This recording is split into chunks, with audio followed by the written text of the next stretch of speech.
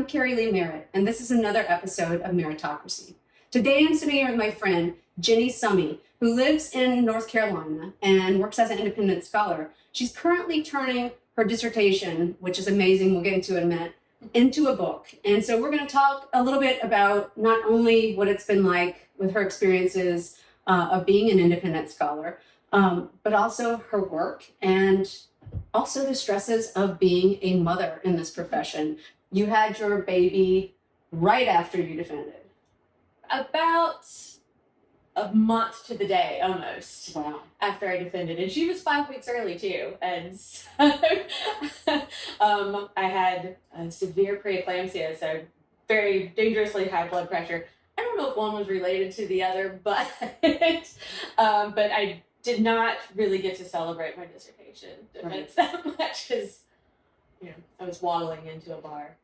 So Ginny finished her degree, her PhD at UNCG, and she worked with Chuck Bolton, who was actually my big inspiration for writing Masterless Men. He did so much work on poor whites, but has also done a bunch of things in the civil rights era, which is why you ended up working with him. Yes, it was pretty perfect because I knew that the woman who I was writing about, I applied to the PhD program at UNCG specifically because I knew that her papers were at UNCG, and she was from Greensboro. And so, conveniently, Chuck was also writing a biography on William Winter, the former governor of Mississippi. And so he was advising me through my dissertation, which was a biography, at the same time he was writing one. And so it worked out really, really well. And I couldn't have asked for a better dissertation advisor. If you get to read any of his work, he's wonderful. That's fantastic. So Ginny's forthcoming book is based on her dissertation, which is on an amazing figure in not only civil rights history, but American history in general. But she's someone we've almost never heard of. Can you tell us why? Yes, her name was Elreta Melton Alexander. Later in her career, Elreta Alexander Ralston. She was the first African-American woman to graduate from Columbia Law School. And she graduated in 1945. The next year, Constance Baker Motley graduated, who has received much more attention from historians due to her role with the NAACP. Judge Alexander came back to Greensboro because that's where her husband was. Her husband was a surgeon at L. Richardson Hospital, which was the Black hospital in Greensboro during the mid-19th or mid-20th century. And so she established a law firm, but she was the first African-American woman to practice law in North Carolina, the first to be an elected district court judge. And she was elected in 1968. I mean, in Greensboro. In Greensboro, North Carolina, a Black woman being elected as a judge in 1968.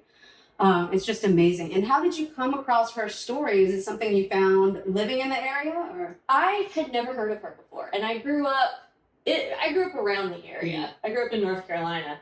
I was getting my master's at the University of Montana, which is another story how I ended up out there. But my advisor was the amazing Anya Jabor, who's just an amazing women's historian who has a book coming out pretty soon on Josephine Breckenridge. But I had taken 6 years between my BA and going back to grad school, and I took my first African-American history class because it was not offered at my undergrad. Well, in Montana, you're taking African-American. Yeah, exactly. That's crazy. My first African-American history class at the University of Montana because it wasn't offered at the small liberal arts school that I went to in North Carolina. And I had just taken a women's history course too, which was only the second time I had taken a women's history course. And so I came particularly out of those two classes, not mad, but just like, there's so much I don't know. And that's kind of the theme of, my academic career, just realizing how much I don't know. Right. And so I was taking a class called Writing Women's Lives, and I'm like, I want to write about a Black woman from North Carolina because I know that they're there that people have not talked about. Right. And so I just doing random Google searches, and I come across, I think it was a timeline on the North Carolina Museum of History website that said Elreta Alexander's first Black woman to become an elected district court judge. And I'm like, It's pretty huge. Who's this? Yeah.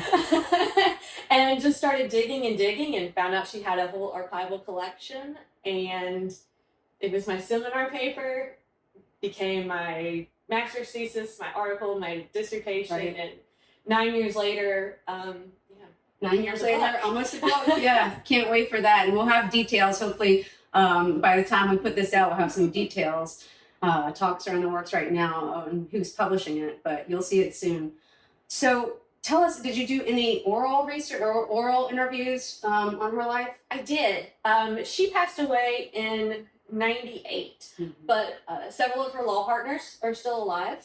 And so I had the opportunity to talk to them. Wow. Some people in the community in Greensboro who knew her, people who she inspired, other Black female attorneys that she inspired in North Carolina. One being Patricia Timmons Goodson, who was the first African American woman on the North Carolina Supreme Court. Wow. And who just loves Judge Alexander. And so, being able to talk to all of these people, I was really able to understand how special she was. And that this is a story that does need to be told, because she wasn't your pick up your sign activist. I talk a lot about performance activism. She was very, outlandish sometimes in the courtroom. She would, go up to a white judge and say, I'm going to see what the difference is between this black water and this white water. And drink out of the white water fountain. And nobody stopped her. Nobody had the guts to stop her. And so she did a lot through just performance, very intentional performance to draw attention to the hypocrisy of segregation. And especially being an attorney. Right. That she could do that. And I assume she came from educated parents, or? She did. She was definitely part of the Black educated middle class in Greensboro, which there was a large population of that in Greensboro, because you have two very important HBCUs in Greensboro, North Carolina A&T and Bennett College. And she was a graduate of A&T. Okay. So her father was a Baptist minister. Her mother was a teacher. Her father said that nobody is going to sleep under his roof without a college education. Wow. And he was a graduate of Shaw. So there was a rich history in her family of college education, and particularly at HBCUs. And she ended up marrying well.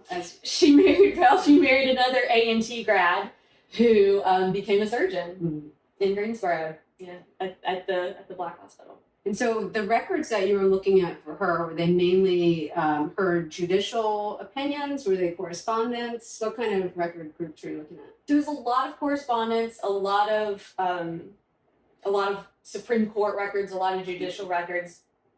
She left behind about 200 pages of oral history with a reporter from the Greensboro at the time. I believe it was the Greensboro Daily News. That were never published, and they were just in this archive, and they're just there. Wow. And she's very unguarded in these interviews. I don't know what her intention was with them exactly, but she laid everything out on the table. And this is interviews over a series of months. I mean, to just think that this woman is going to have a book about her now, and she wrote all this 200 pages not knowing what would happen to it, and literally, less than 30 years after her death, there might be something big. That's great. So something I know a lot of our viewers like to hear about, because I get questions about it all the time, is being an independent scholar. And I'm very forthcoming, forthright when I talk about it in seminars or when I talk about it one-on-one with people. But could you give us a little bit of background about how you're managing to do it right now? I'm fairly new to it, and so I am still teaching a class at UNCG. The last thing I wanted to do, and I had the ability to not do it, is to run around to different schools doing a year here and a year there, and exactly move your family around. Exactly, and so I'm just in an extremely fortunate position. So shout out to my husband. Yes. Hi Graham. That I'm able to do this. Right. Because I couldn't do it without his support. Right. That's what I tell everybody. It's like, you want to be an independent scholar? Here's two ways: be born with money or marry into it, because otherwise there's not a whole lot left.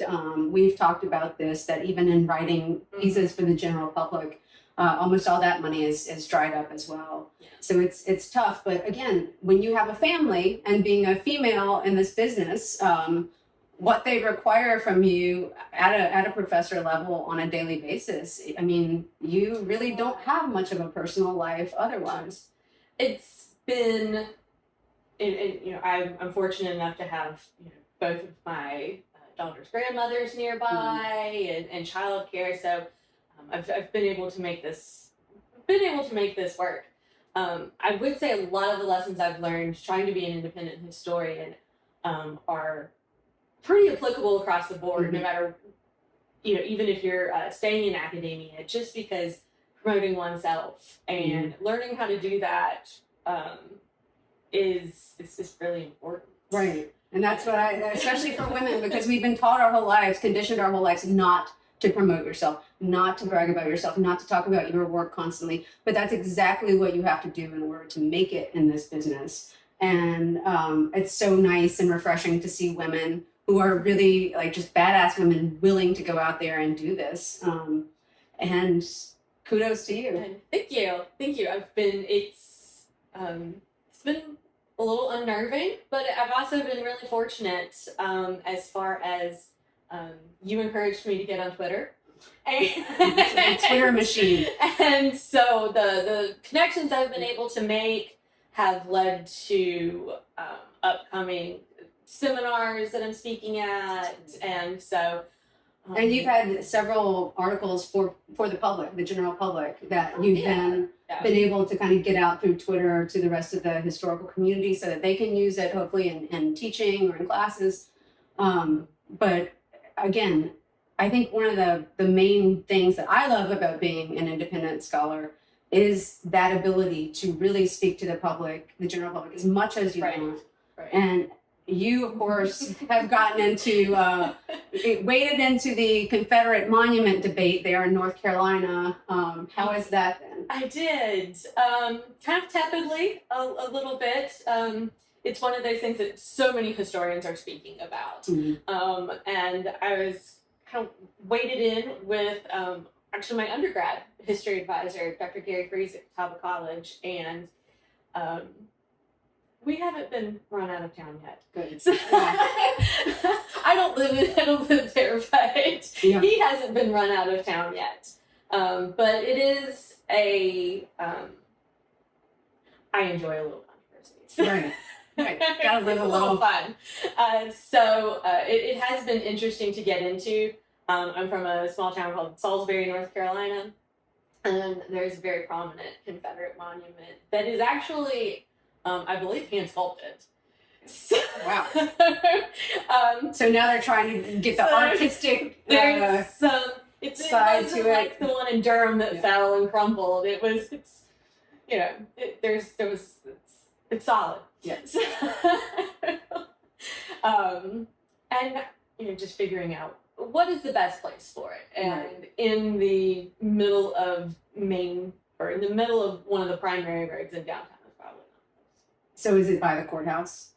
It's near the courthouse. It is actually in a median smack in the middle of downtown. Yeah. Well, that leads us into your next project as you're finishing up this first book. She's already been researching, and in fact, that's the reason she's down here in Atlanta researching for her second book. And the topic is one that I love, and I think is going to be really, really important, especially in the coming years of what's happening politically right now. Everyone talks about the populist movement in North Carolina, the fusion politics, that you really did have Blacks and whites together, not only leading the government, but forming all sorts of coalitions throughout North Carolina to demand different rights. And so your new story kind of comes in at the tail of this. It does. It comes in right at the end of the fusion period in North Carolina history, where you had populists and Republicans, liberal Republicans, who formed a coalition government in North Carolina and sent men like George White to Congress, who was an African-American man from North Carolina. And ultimately, in early November of 1898, you had the Wilmington Rights, Wilmington coup d'etat, Wilmington Massacre, whatever you want to call it. And following that 1898 to 1900, you had this concerted effort by conservative Democrats to take over the state government of North Carolina. And they did that through fear tactics. And we hear those voices such as Furnifold Simmons, Charles Aycock, Josephus Daniels talking about that, but we don't hear the voices of the women who they're trying to protect. Mm-hmm. And that is one of the things that I am trying to uncover. Did they talk about this amongst each other, particularly these upper class white women who were politically connected or whose husbands were politically connected? And to what extent were they involved in this as well? And I'm finding some horrifying but fascinating things. Yes. And it's a story that desperately needs to be told as we're entering into this next year. We don't know what's coming up, but we know that we need to be listening to historians that know something about race, that know something about class, racial fusion politics, and basically how to combat any sort of white supremacy that's been used to kind of crush out all of these movements throughout history.